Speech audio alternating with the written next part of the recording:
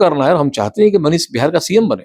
आप चाहते हैं कि मनीष कश्यप बिहार का मुख्यमंत्री बने? एकदम मुख्यमंत्री बने वो। अब मुख्यमंत्री का मटेरियल है उसमें। अच्छा। कम से कम जो मुख्यमंत्री हमारे यहाँ बैठे हुए हैं लोग, हाँ। उनसे तो फार बेटर है। वो पढ़ा लिखा है, इंजीनियर है, वो क्या कमी उसके अंदर में है? मतलब फिलहाल के मुख्यमंत्री से मनीष कश्यप को आप बेटर मानते हैं? क्यों? तो पूरा बिहार जानता है वो। अच्छा। लोग कर रहे हैं प्रोजेक्ट उसको सीएम के रूप में। कोई पार्टी टिकट दे ना दे अंतर नहीं पड़ने वाला है, लेकिन मुख्यमंत्री की जो क्वालिटी होनी चाहिए, समाज सुधार का जो कार्यक्रम इस कर रहा है। अब बता दीजिए मनीष इतने दिनों में कोई ऐसा काम जो अपने लिए किया हो? तो क्या सरकार को यही तो डर नहीं है कि कहीं ना कहीं उनकी कुर्सी पर मनीष कश्यप की नजर है, या मनीष कश्यप को जनता उस कुर्सी पर देखना चाह रही है? एनएसए को छोड़कर मनीष कश्यप के ऊपर और कितने केस हैं सर? बता तो रहे हैं, कुल 13 मामलों में मनीष कश्यप नामजद है। अच्छा। अभियुक्त नहीं कहेंगे हम, नामजद है। अभी इसका ट्रायल चल रहा है, बेल हो चुका है। अब ट्रायल में आएंगे हम लोग, बाद में क्वेश्चन फाइल करेंगे। कितने केसों में बेल हो चुका है सर? लगभग 7 और 4 11 केस में बेल हो चुका है। 2 और बचे हैं? 2 बचे हैं। अच्छा, कब तक चांस है सर? सबसे बड़ी सवाल यही है कि कब तक पूरे केसों में मनीष कश्यप को बेल मिल जाएगा और कब तक मनीष कश्यप सलाखों के बाहर होंगे सर? पूरे बिहार वासी यही पूछते हैं। एक क्रिटिकल क्वेश्चन है ये। इस तरह की बात को रिवील करना मीडिया में थोड़ा सा दिक्कत अपोजिशन के लिए हो जाता है। अच्छा। कि अगला आदमी ये तैयार होता है कि भाई ये लोग ये प्लानिंग किए हैं तो हम उसका अपना ये तैयार कर लें। नमस्कार दोस्तों, तमाम बिहारवासी वेट कर रहे थे कि कब मनीष कश्यप के ऊपर से एनएसए हटेगा और कब मनीष कश्यप सलाखों के बाहर नजर आएंगे। जो भी मनीष कश्यप के चाहने वाले थे सभी को यही इंतजार था, और एक खुशी की लहर यह है कि मनीष कश्यप के ऊपर से एनएसए हट चुका है और बहुत जल्द हो सकता है कि मनीष कश्यप सलाखों के बाहर नजर आएंगे और जनता की सेवा करते और रिपोर्टिंग करते हुए भी नजर आ सकते हैं। चूंकि हम मनीष कश्यप के वकील और हाई कोर्ट के जाने माने अधिवक्ता एसके मिश्रा सर से इसी मुद्दे पर बात करने वाले हैं, तो वीडियो के अंत तक जरूर बने रहिएगा। सबसे पहले सर स्वागत है आपका। बहुत बहुत धन्यवाद आप लोगों। सर, जिस तरह से मनीष कश्यप बहुत दिनों से सुर्खियां बने हुए थे सर, सभी लोग मनीष कश्यप कब बाहर आएंगे, मनीष कश्यप कब बाहर आएंगे, यही सवाल कर रहे थे सर। और एनएसए को लेकर सबको डर था कि जब तक एनएसए नहीं हटेगा मनीष कश्यप बाहर नहीं आएंगे। अब एनएसए भी हट चुका है सर, अब आगे क्या कुछ होगा? देखिए, इस पूरी प्रकरण में एक बात बताना चाहेंगे हम समस्त दर्शकों को या मनीष के प्रश्न को, कि कई लोगों ने इसको चैलेंज के रूप में लिया था। अच्छा। कई चैनल वालों ने, कई विरोधियों ने, कई विपक्षियों ने, कई एनालिस्ट ने इसको लिया था एक चैलेंज के रूप में कि मनीष बाहर अब नहीं निकलेगा। हमने अपने हर इंटरव्यू में कहा था कि 2 महीना। हर बार लोग फोन भी करते हैं या पूछते भी रहते हैं कि भाई मनीष कब बाहर निकलेंगे, तो हमने बहुत लोग चाह रहे थे कि बाहर नहीं आए। आप देखिए यूट्यूब खोल के गाली भी देते हैं लोग। हाँ। कई लोग बाहर, बिहार के बाहर वाले भी उल्टा पलटा बोलते रहते हैं उसके बारे में। उसकी फैमिली बहुत माने कई तरह के त्रासदी से गुजरा है। ये लोग मानसिक प्रताड़ना काफी इन लोग को मिला है। इन समस्त चीजों को खत्म करते हुए आज जो तमिलनाडु मदुरई हाईकोर्ट ने किया है, मदुरई बेंच ने जो किया है, ये उनके एक मुंह पे ताला लगा दिया गया है और मनीष बाइज्जत एनएसए से निकल चुका। मतलब विरोधियों के मुंह पे ताला लग चुका है। नेचुरल है कि वो जो चैलेंज कर रहे थे कि मनीष कभी नहीं निकलेगा, और हम यही करते हैं हर इंटरव्यू मनीष 2 महीने के अंदर बाहर निकलेगा। तो अब सोच लीजिए कि जब 2 महीने के अंदर बाहर निकलने के लिए हम बोल रहे थे, तमाम लोग कह रहे थे कि निकलेगा ही नहीं, उनके पास क्या जवाब होगा। तो खैर एनीवे, आज मदुरई हाईकोर्ट ने मनीष को बाइज्जत बरी तो नहीं कहेंगे उसको हम, एनएसए को रिवोक हटा दिया उसको। सर, एनएसए को छोड़कर मनीष कश्यप के ऊपर कितने केस थे सर? तकरीबन 13 केस थे मनीष के। 13 केस थे सर? 6 बिहार में और 7 वहाँ तमिलनाडु। ऐसा कौन सा जादू किए हैं सर कि 6 महीना के लगभग हुआ है और मनीष कश्यप के ऊपर से तमाम केसों में बेल भी मिल चुका है? शायद एक केस में अभी बेल नहीं मिला है सर।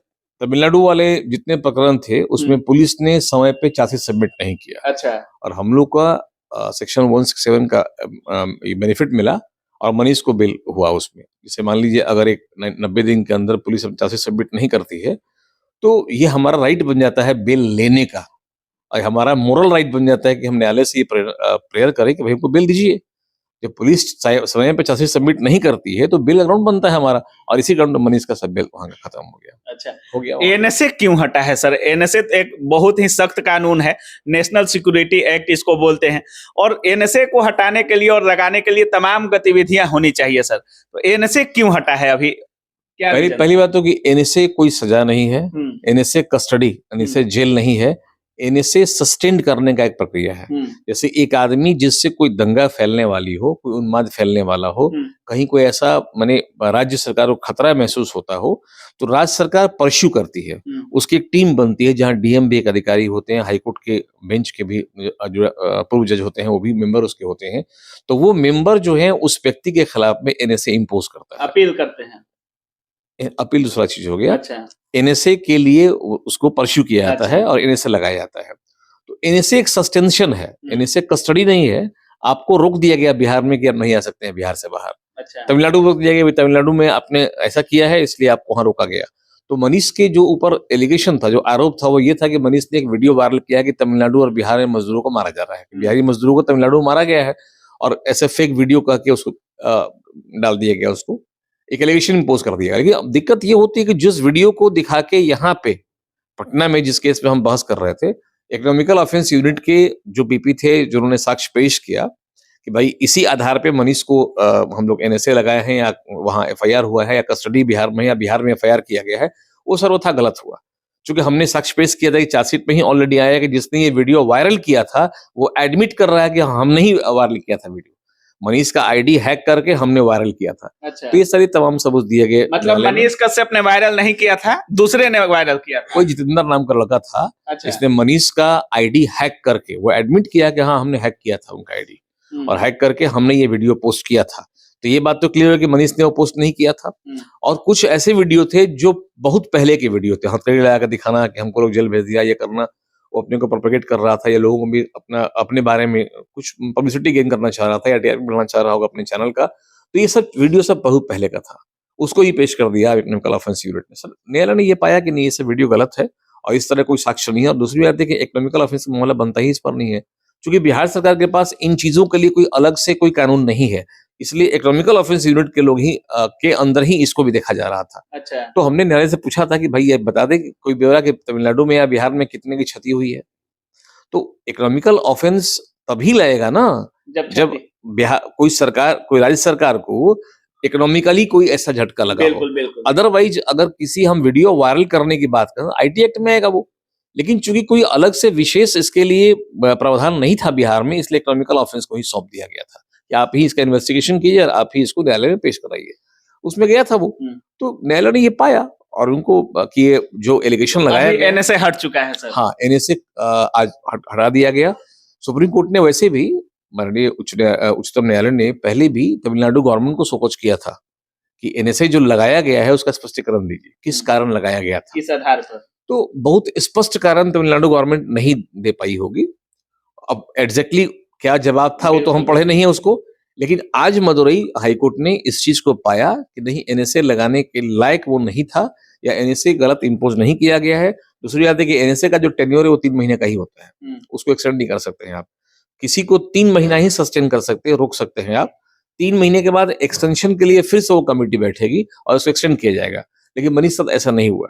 मनीष 7 महीने गुजर चुका था इसमें। बिल्कुल तो कई ऐसे लेकुनस थे। सर एनएसए को छोड़कर मनीष कश्यप के ऊपर और कितने केस हैं सर? बता तो रहे हैं, कुल 13 मामलों में मनीष कश्यप नामजद है। अच्छा। अभियुक्त नहीं कहेंगे हम, नामजद है। अभी इसका ट्रायल चल रहा, बेल हो चुका है, अब ट्रायल में आएंगे हम लोग, बाद में क्वेश्चन फाइल करेंगे। कितने केसों में बेल हो चुका है सर? लगभग 7 और 4 11 केस में बेल हो चुका है। 2 और बचे हैं। 2 बचे हैं। अच्छा, कब तक चांस है सर? सबसे बड़ी सवाल यही है कि कब तक पूरे केसों में मनीष कश्यप को बेल मिल जाएगा और कब तक मनीष कश्यप सलाखों के बाहर होंगे सर? पूरे बिहार वासी यही पूछते हैं। एक क्रिटिकल क्वेश्चन है ये। इस तरह की बात को रिवील करना मीडिया में थोड़ा सा दिक्कत अपोजिशन के लिए हो जाता है। अच्छा। कि अगला आदमी ये तैयार होता है कि भाई ये लोग ये प्लानिंग किए हैं तो हम उसका अपना ये तैयार कर लें। तो ये कहना बड़ा मुश्किल है कि मनीष कश्यप बहुत जल्दी बाहर रहेगा। मैंने पहले भी एनएसए के बारे में कहा था, आज हटा वो।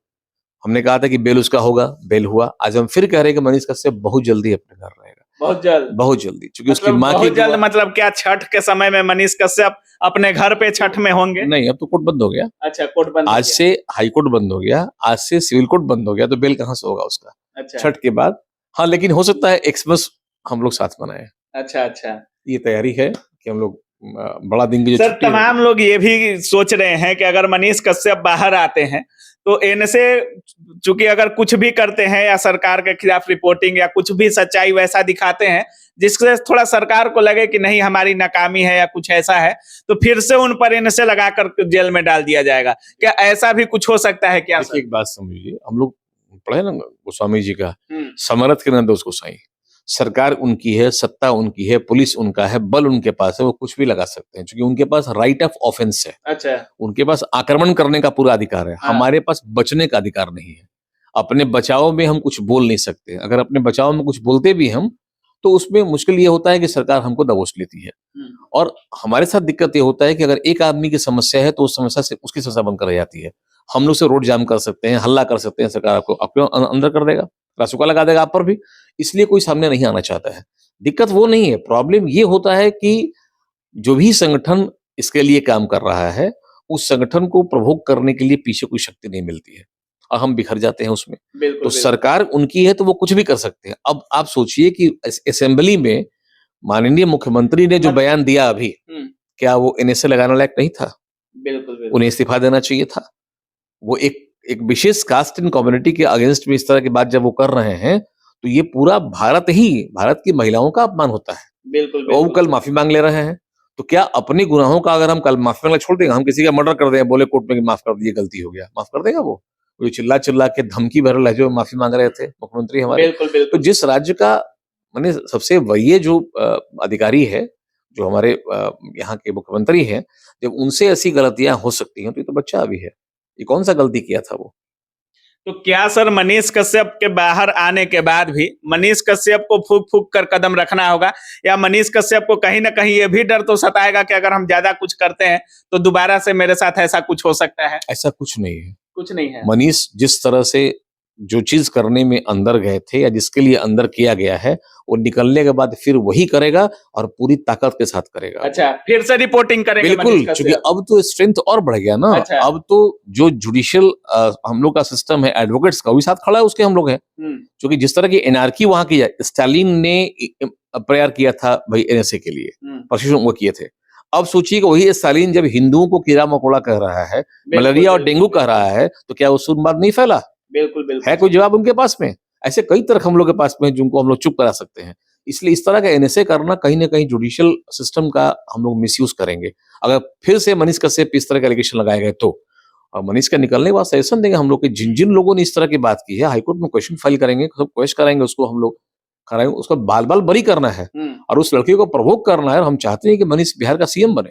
आप चाहते हैं कि मनीष कश्यप बिहार का मुख्यमंत्री बने? एकदम मुख्यमंत्री बने वो, और मुख्यमंत्री का मटेरियल है उसमें। अच्छा। कम से कम जो मुख्यमंत्री हमारे यहाँ बैठे हुए हैं लोग, हाँ। उनसे तो फार बेटर है। वो पढ़ा लिखा है, इंजीनियर है, वो क्या कमी उसके अंदर में है? मतलब फिलहाल के मुख्यमंत्री से मनीष कश्यप को आप बेटर मानते हैं? क्यों? तो पूरा बिहार जानता है वो। अच्छा। लोग कर रहे हैं प्रोजेक्ट उसको सीएम के रूप में। कोई पार्टी टिकट दे ना दे अंतर नहीं पड़ने वाला है, लेकिन मुख्यमंत्री की जो क्वालिटी होनी चाहिए, समाज सुधार का जो कार्यक्रम इसका रहा है। अब बता दीजिए मनीष इतने दिनों में कोई ऐसा काम जो अपने लिए किया हो? तो क्या सरकार को यही तो डर नहीं है कि कहीं ना कहीं उनकी कुर्सी पर मनीष कश्यप की नजर है, या मनीष कश्यप को जनता उस कुर्सी पर देखना चाह रही है? ये पॉलिटिकल इशू है, हर आदमी का आम अधिकार है, हर आदमी सीएम बनना चाहता है। जो विधायक चुनाव लड़ता है वो सीएम ही अपने को पाता है। लेकिन आप मानते हैं कि मनीष कश्यप को सीएम बनना चाहिए? नहीं मानते हैं, पूरा बिहार ये मानता है। अच्छा। कि मनीष कश्यप सीएम मटेरियल है और सीएम बनना चाहिए उसको, क्योंकि उसमें सुधार का, आप जितने भी इसको वीडियो एनालाइज कर लीजिए, क्या किसी वीडियो में उसने अपने लिए कुछ मांगा है कि हमको जमीन दे दीजिए, घर दे दीजिए?